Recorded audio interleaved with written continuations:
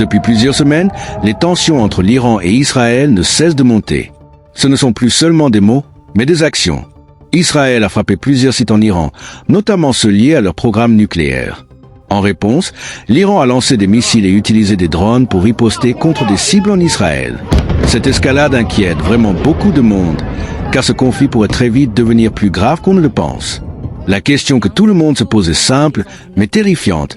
Est-ce que l'un des deux pays va utiliser l'arme nucléaire? Officiellement, l'Iran ne possède pas encore la bombe atomique. Mais selon plusieurs experts et services de renseignement, il ne lui faudrait que quelques semaines, voire quelques mois, pour en fabriquer une.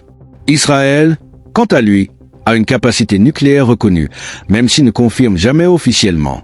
Ce qui rend la situation encore plus délicate, ce sont les alliances autour de ces deux pays. Les États-Unis soutiennent fermement Israël, tandis que la Russie et la Chine renforcent leurs liens avec l'Iran. Cela signifie que si la guerre dégénère, elle pourrait entraîner d'autres pays dans un conflit plus large, potentiellement mondial. Une erreur, un malentendu, une attaque mal ciblée, et la situation pourrait devenir incontrôlable. Imagine un instant ce qui se passerait si une bombe nucléaire était utilisée. Des milliers, voire des millions de vies pourraient être perdues en quelques instants, des villes entières pourraient être détruites, et les conséquences pour la planète seraient catastrophiques.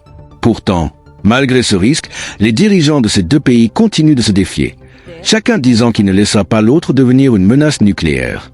Ce jeu du chat et de la souris crée une tension constante, un équilibre fragile qui pourrait se briser à tout moment.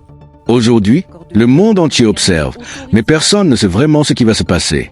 La vraie question est, qui osera appuyer sur ce bouton en premier? L'Iran? Israël? Ou peut-être un autre acteur? Cette question, personne n'a la réponse, mais elle nous concerne tous. Alors dis-moi ce que tu en penses en commentaire. Et surtout, restons vigilants.